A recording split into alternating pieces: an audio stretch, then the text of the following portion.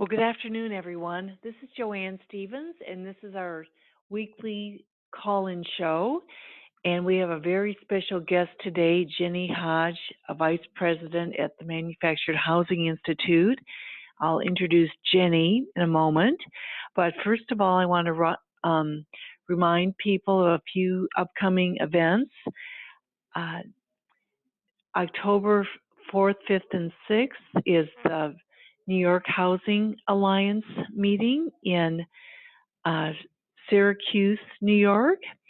That information is on our website. Our website is joannemstevens.com.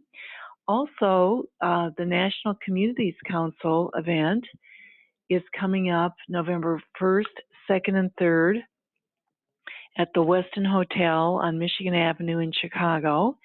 And of course, Jenny Hodge is going to speak to us today about that not to be missed event. And that information on how to register for that event is on the website, joannemstevens.com also. Just go to the website, click on Save the Date, and you'll see you'll be able to get information about the events and register if you wish. And so I want to say a few things about Jenny Hodge before we start our interview. I just dialed in. Thank you. Oh, good. Yeah, welcome, Jenny. You all are running a few minutes early, which is good for you because I'm always fearful of being late. So good for you. Okay. And how are things down in Florida? You're in Orlando, is that right?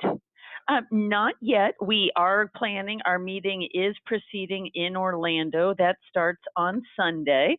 The Disney property has assured us, I should say, that everything is absolutely fine. They're up to 100% staffing and everything should be just fine. So we'll be in Orlando starting on Sunday.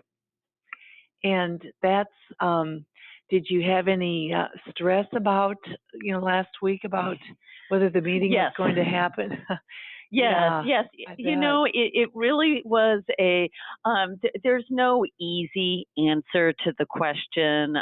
We certainly have some members that I believe probably would have preferred had the meeting been canceled. But, there's pros and cons to both sides, and it's just a difficult time. And but, since the hotel venue, and certainly there are contractual obligations, and so, not to get into all the weeds about it, but we did make the decision that we would proceed with the annual meeting. As a trade association with specific bylaws, we are required to have an annual meeting, and it's important to us to fulfill that and, uphold our bylaws. So we'll be there for those that are there. And this meeting, unlike Chicago, which we'll talk about soon, the annual meeting is for members only, and it is a much smaller meeting that's as much about MHI and the organization and some of our agenda and goals and things of that nature. So some might even, I would of course never say such things, but Chicago's a lot more lively and topical. Our business meetings are about business, MHI business. So. Right. And Jenny, if any of our listeners would like to join the Manufacturers Housing Institute and be a member and attend the 3 annual meetings, I think many of our listeners are familiar with the Las Vegas Congress, Sure. and with the NCC in Chicago is becoming more well known, but you don't have to be an MHI member to attend those events. So how Correct. do people join MHI? MHI membership is open to just about any business that's within the manufactured housing industry. And I would recommend that you go to our website, which is MFG, Mary Frank George, HOME. so mfghome.org.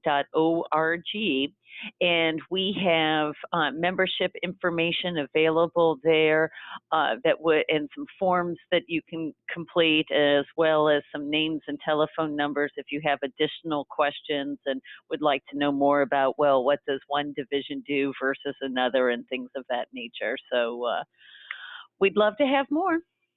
Yeah, MHI is a great, I belong to MHI. I have for decades. I've served on different committees and in different divisions, the communities and the retail and the suppliers, and it's a great organization. It's a great way to meet a lot of people, and there is a lot of important items, a lot of legal thing or law things. There's a lot of advocacy, regulatory, and legislative activity that we do get involved with. Right. So so Jenny, let's transition here to the National Communities Council, and the dates are November 1st, 2nd, and 3rd. It's always I think people really look forward to that. Is this the 4th or 5th? This is actually our 5th time. So this is a meeting. I know. Where does time go? We're pretty excited about it. The interest in the Chicago meeting continues to grow every year, and it's interesting. It's a good. We think part of the reason why it's been successful is that we keep it. Even though it says, November 1st through 3rd, what we're really talking about is 2 nights in a day and a half of content. And so what that allows somebody to do, and particularly, throughout the Midwest, Chicago's a very central and easy city to reach. So somebody can leave their office, on that afternoon, get into town in time to attend the opening night cocktail reception, see people, talk business, and then the next day there's a full day of programming. There's another networking reception that night. Inevitably, groups are hosting dinners or arranging business meetings, and so there's your second night. And I can assure you that we end promptly on Friday by 12 noon because I book a 3 p.m. flight. So I guarantee you that our conference will run on time. Okay, well that sounds good, Jenny. And the nice thing about it ending Friday afternoon is that people, if they want to, can bring a spouse or the family. Absolutely.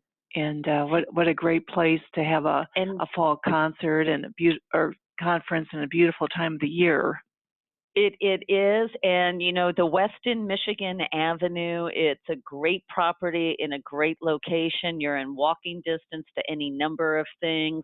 We're across the street from the John Hancock building, so you can go to the top and see the view of the city.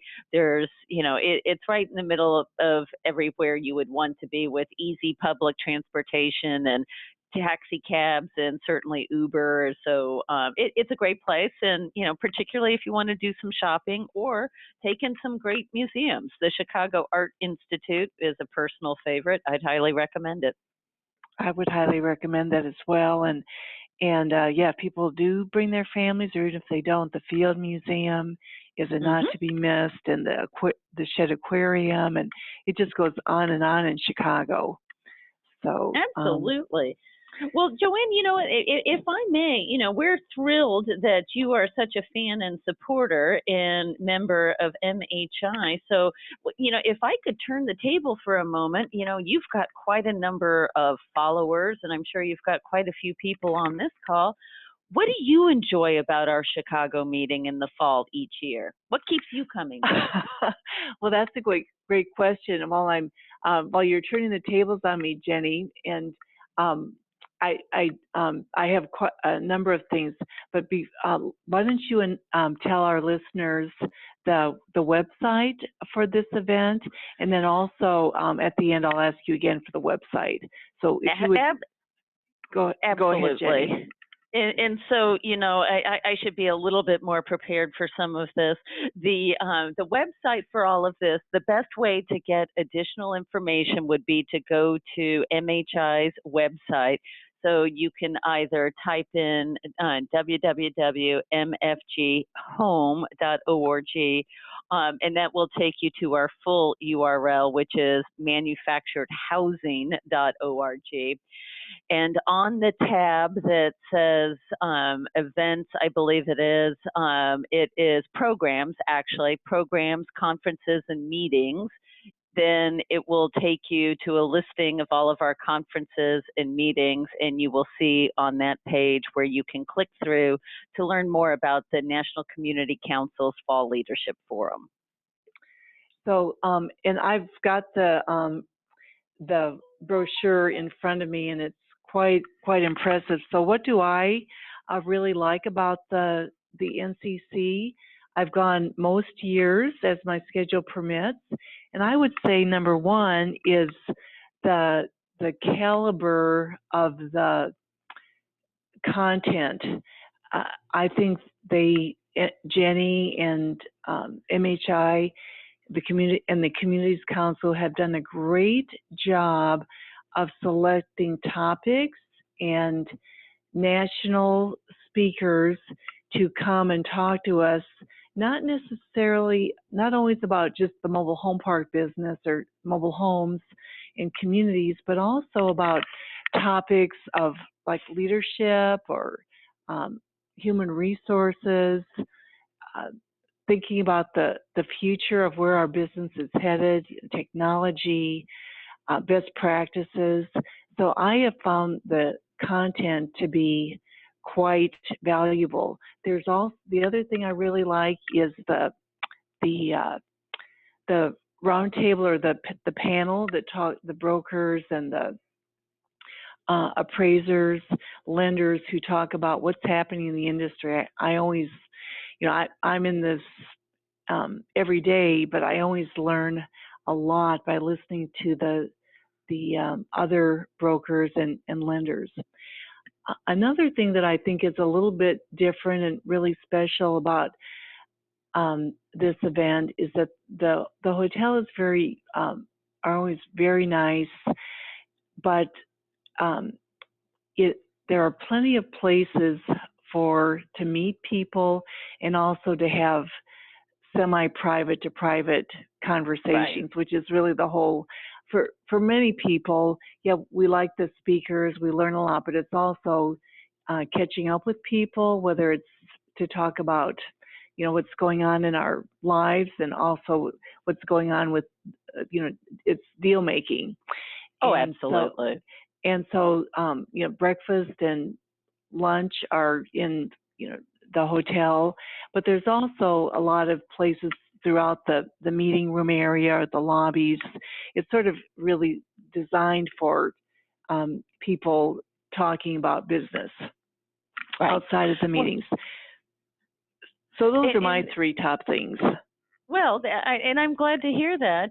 You know, we try to do that because when you put together, our goal with this meeting is we want to make sure that we are setting up an inviting, you know, an inviting theme and some ideas. We want to provide some good program content, and we want to make sure that we're providing, you know, the best opportunity there is to network with people across the manufactured housing industry and specifically within the land lease communities, because, you know, everybody is so busy, and, you know, what is an appropriate time where for this category we can get, you know, a lot of people in one place. And, you know, it's always a challenge when you think about who to bring in and ask to speak for some of these things, because 50% of the audience wants to really keep it just very industry specific and what's happening in communities today, and it should be all communities people. But then the other 50% say, you know, we know our business, we want some outside ideas. So that's why, you know, we're always trying to balance those two. And we realize we're never going to please everybody all of the time. That's just the nature of the beast in doing this. But that's, again, though, it does take us back to why we're trying to balance some of the content, both with some national perspective as well as with some industry perspective, because, you know, speaking selfishly, I know that the MHI team, we're all so busy in our own daily business lives. How much time do you really have to devote to a little bit of professional development, or to step back and think very strategically about your business? Or what does leadership mean to you today for where you are in your career, in your organization? So even though, you know, we're not trying to you know, become the executive MBA program of the industry, we do want to offer a broad range of content. So when we selected this year's theme of success by design, we really did so quite deliberately, because we all know that luck is one component of success, and there's no, Sure. we all know some of that, but it's by design for those people that are working hard and planning ahead and thinking ahead and, you know, trying to build and grow. So, you know, success can be much more deliberate than just happenstance. And so that's sort of what we're trying to highlight this year. Well, I think you've, we'll talk about you know, some of the key speakers in a moment, but I think you've really nailed it, Jenny, with the speakers and the agenda. And, you know, having the meeting in November, I think that's such a great idea for whether you're in the retail business or the community business or a supplier like I am, because it's almost, we're getting, you know, we're in the last quarter of the year, we're getting towards the end of the year. People can be thinking about, well, what are my goals? What are my objectives? What are my initiatives going to be for the coming year? And for the industry members that I speak to, it seems like people are much busier this year, whether it's a manufacturer, a retailer, a community owner, a lender, because there's just so much more happening. You know, yes. We're seeing, I would suspect that the numbers next year for the production for the manufactured homes will be up substantially, because even though the consumer lending landscape to purchase the homes is not ideal, the manufactured housing business has really adapted to renting homes, doing rent-to-owns, and just figuring out ways to legally, you know, within the constraints of the Dodd-Frank, of course, figure out how to get consumers in those homes and those communities. So, so it's been a struggle, but we finally seem to have figured it out after a lot of roaring and screaming, and we finally have settled down and are getting these sites filled. So, so Jenny, tell us, if you would, I was looking at the agenda. So the topic or the theme is success by design. And this Jonathan Miller of Miller Samuel sounds like a very distinguished speaker, and he's a counselor of real estate and an appraiser. He's the CEO of a very significant company. And can you tell us about the content for that? Well, it's interesting. I don't, yes, is the short answer, but I won't give away all of the punchlines that he's working on. Jonathan Miller is, he has a very interesting perspective on real estate and housing specifically. And again, this was one of those challenges of national versus somebody that is really, really steeped in manufactured housing. But he's an incredibly smart, articulate, irreverent, and very perceptive. And he really has a focus on categories of real estate or real estate trends that tend to be at the margin, if you will. And while our asset category of land lease communities has been, bringing in a lot more publicity and is becoming more and more well known, the reality is it's still not fully mainstream in all real estate quarters. So Jonathan Miller was just a wonderful, I was really pleased that we were able to secure him.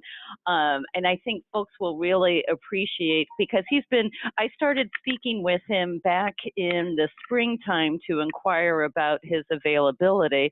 And then because he can't help himself, he's one of these individuals that's just so intellectually curious that when we picked back up our conversation in August, he said, everywhere I've turned ever since we spoke, I keep seeing manufactured housing. I keep thinking about it. So just yesterday, we were trading some email because I had been providing him, he had asked me for some particular data. And I think he's going to have some really interesting insights because, as an appraiser, as well as a writer, as well as a student of the industry, he's always looking for unique trends, and he really has, even though New York City proper doesn't have a whole lot of manufactured homes, I understand that. Nonetheless, I doubt there's anyone out there that understands price sensitivity and the importance of getting the right price. And so whether that's for a home or for a site rent, and the importance of that for housing in general, and certainly for affordable housing, which is what our product is. So Jonathan's going to give us some big national trends, but then he's also going to really he will focus in on, well, what does this mean for this unique asset category? Are there some specific trends that will be to the benefit of manufactured housing and land lease communities? What might this look like in the future? And so I'm quite excited to see what he has to say about our industry. And he had a pretty good introduction, but I don't want to spoil it. Well, that's quite an inducement to attend, and I think it is good to have somebody who isn't necessarily industry specific, but it's very he operates at a pretty high level. Just he's been on CNBC, and right. This guy is the real deal. Appraiser. He knows real estate. So what do most, at least the community owners that I know, and I know a lot of them, what they think about all day long is their real estate, which is their community, and what it's worth and what the market is doing. So I think that's a very timely topic. And I also noticed that, I'm going to jump around if I may, Sure. Jenny.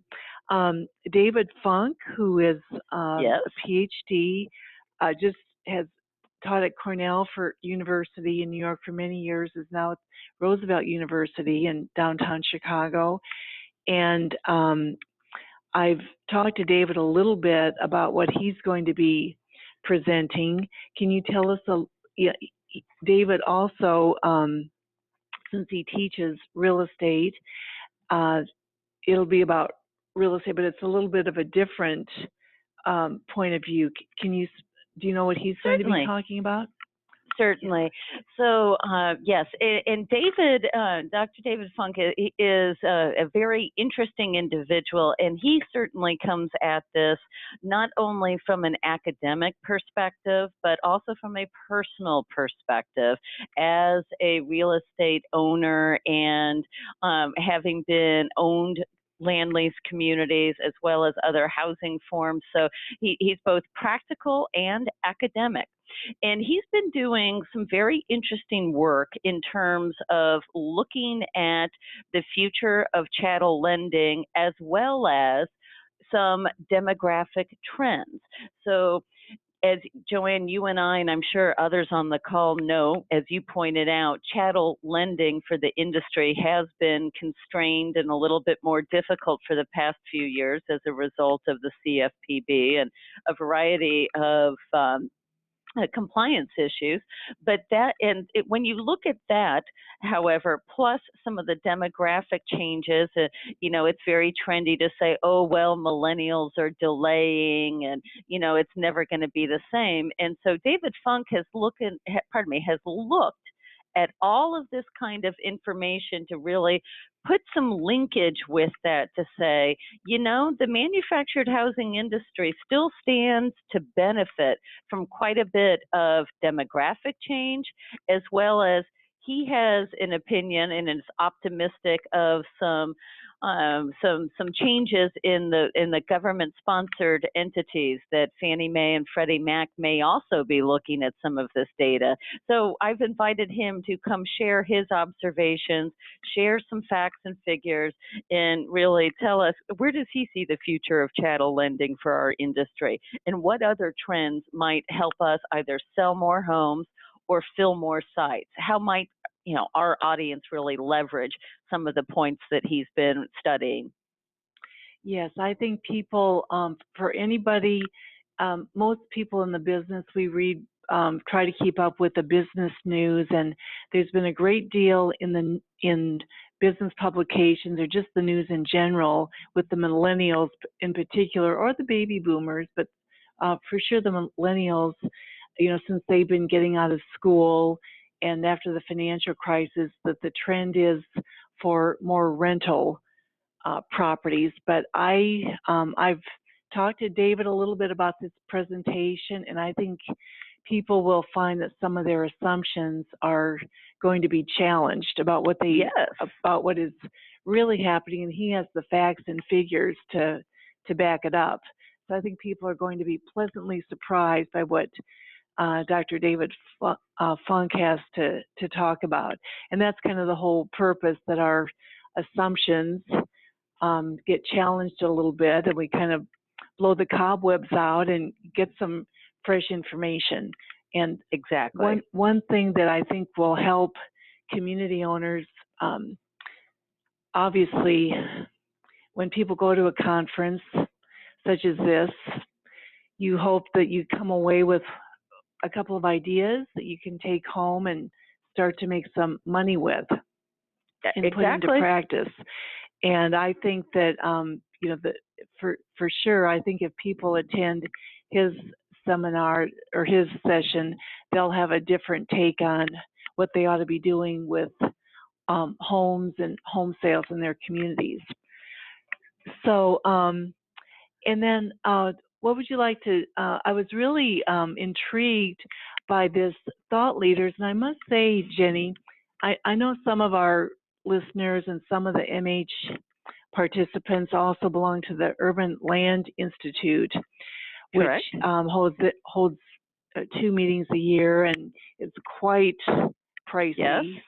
And but I would say, even though we have a shorter conference and a more condensed conference, some of these speakers and topics, I mean, this is Urban Land Institute quality speakers and topics.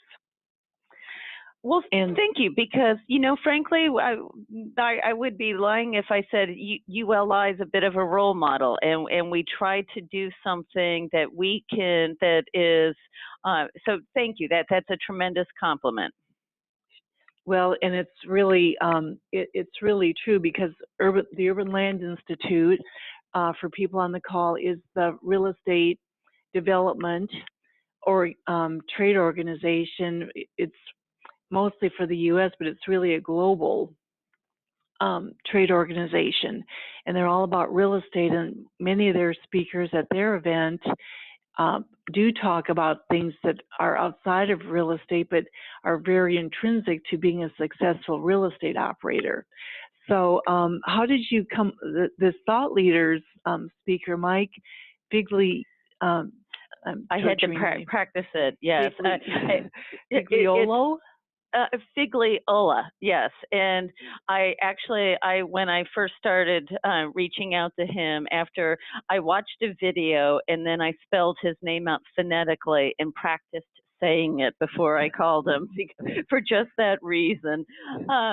Well, the interesting thing is, I found Mike because I'm a reader and I read quite a bit. And frankly, I had been following his blog and some of his writing because I read more than one article where I thought, that is just spot on. It's very practical. It's very down to earth. I mean, he has a lot of concepts that, if we all had, 5 days and tens of thousands of dollars, we could go study something in that environment.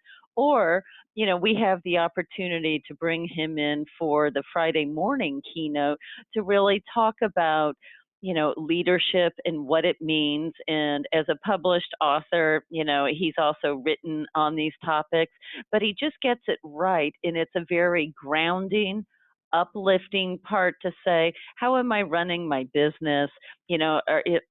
Are my leadership activities consistent with my values?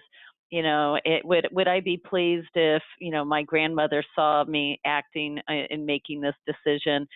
Just some of that, because it's, again, he speaks to a wide variety of audiences. And Joanne, I know you have his biography, but for others on the call, I mean, this is a fellow who is a U.S. Military Academy officer. He graduated from West Point. I believe without cheating and reading through all of it, I believe he was a tank unit commander. But after he left the Army, he did some high power consulting with McKinsey and Company across a variety of industries. So it's just somebody that's got a lot of very practical experience, but also has his own business, his own consulting firm now, working with other businesses to help people find ways to develop talent, develop themselves, and grow business. And, grow business takes on a lot of meanings, whether that's selling more widgets or, in our case, selling more homes and filling sites. So I think folks will really enjoy his commentary. I think they will too. And it sounds like, for as distinguished and educated as he is and his breadth of experience, it sounds like he's sort of boiled down a few points. I'm very intrigued. I hope he talks about one piece of paper, the simple approach to powerful personal leadership.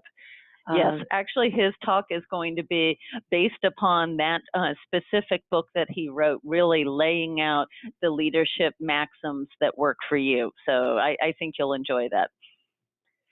Great. And let's talk maybe about one more topic, then let's talk about some of the social events. And we're getting, we have a little time, we're getting towards the end of the call.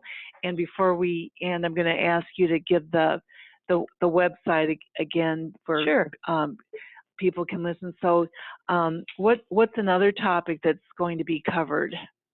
Well, in the interest, there are two things that I would mention in terms, well, actually three very quickly I would mention in terms of content. For all of the noise and conversation you may hear about the Congress and the President and things that are happening in Washington, D.C., MHI's Senior Vice President of Government Affairs and Chief Lobbyist, Dr. Leslie Gooch, she'll be providing an update on the regulatory and political environment and some of those items as they impact our business and what's happening with our legislative efforts. So that will be interesting. Another item, we made the decision to add a panel session, and we're in the process of rounding out some of the participants to talk about lessons learned from Hurricanes Harvey and Irma. And clearly it's too soon to really describe every detail of what that is going to look like. But for example, I recently had a lunch that involved another community owner who had a community in Florida, and everyone may remember that in 2004 there were 4 named storms that came across Florida. And this particular community owner, and I would say it's a mid-sized community operator, not one of the big guys, but I guess at that time they had perhaps 12 communities, so right in that cusp. The first time the hurricane went past their community, it took out 7 homes. when it came back and touched again, because it was a crazy storm that went offshore and then came back, it took out 90 homes. Can you imagine that? And so we spent most of the lunch talking about, well, how did you recover? How did you rebuild? And what advice would you have? And as we were having that conversation, I thought, I think a lot of other people could really benefit from just hearing some of these issues. And I think we're going to learn as well from some of the recovery efforts from Harvey and from Irma. Maybe there's some opportunities that community owners could think about and update their disaster plans. As an example of that, one thing that some folks were caught off guard with was a lack of a quick reference for debris haulers. Just getting the debris removed. So, maybe that's something we can share. And so there'll be more to come. So I think that'll be a very interesting panel. And then finally, the other topic that I would highlight is we have a marketing session about creating and maintaining a positive brand in a digital world.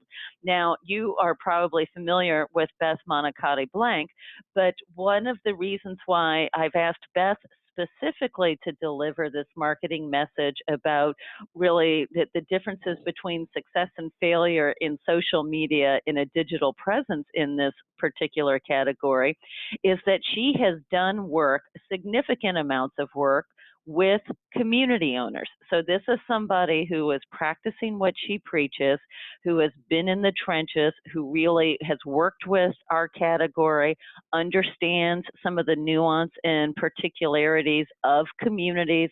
So this is going to be some terrific, timely content from somebody that's already done this kind of work in as I said, in our space. And I think that's what will make that such a great session as well. So, our goal is that if people even really make it to just 2 or 3 of these sessions, because there is so much networking going on and folks wanting to do business in the halls, for which I understand that.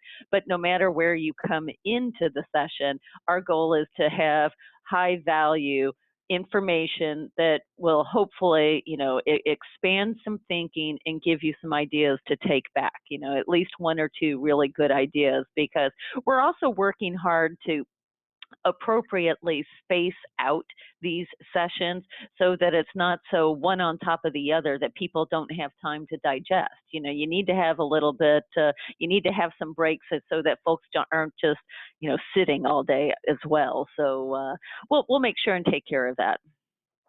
Yes, I think, there is plenty of time for meeting and connecting with people.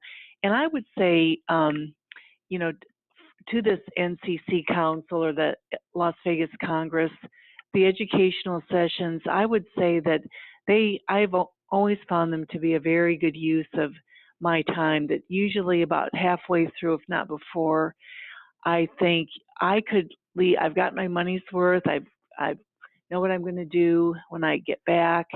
And this was a very productive conference for me. And so I want people to remember it only takes one new idea to make it a worthwhile event. But it looks like you'd be hard pressed not to come away with some new ideas.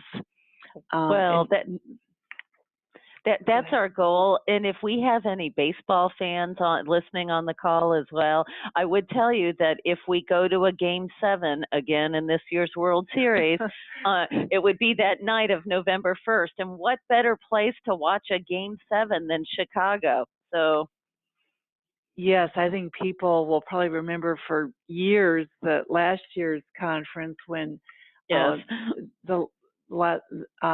Chicago won the World Series during the NCC Forum, and that was a pretty memorable conference. Yes, if only we could do that every year. Arrange to have something like that. I'll work on my magic wand. Yeah, I think you should. So we're getting towards the end, and I want you to remind people of how they may register, Absolutely. get information. Absolutely. So I would encourage all the listeners to go to manufacturedhousing.org. So that's MHI's website. And you will see a tab that is labeled programs, and you'll see conferences and meetings.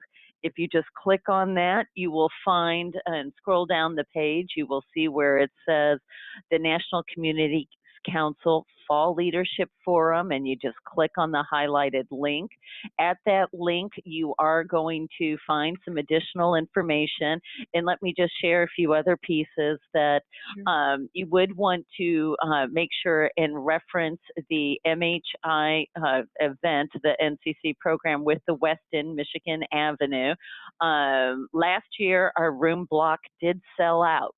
So I would encourage folks, if you're interested in attending, to be sure and make your hotel reservations and to go ahead and get registered for the event. The registration fee, and I would be the first to tell you, our meeting is certainly not the least expensive that we have in the industry by any stretch, but it's also very high value. And so the early bird registration is for MHI members is $549, and for non-members it's $599. But what you get for that investment is really high value. That's going to include the Wednesday night reception, which will have heavy hors d'oeuvres. So if you don't want to, you don't have to go spend money on a dinner.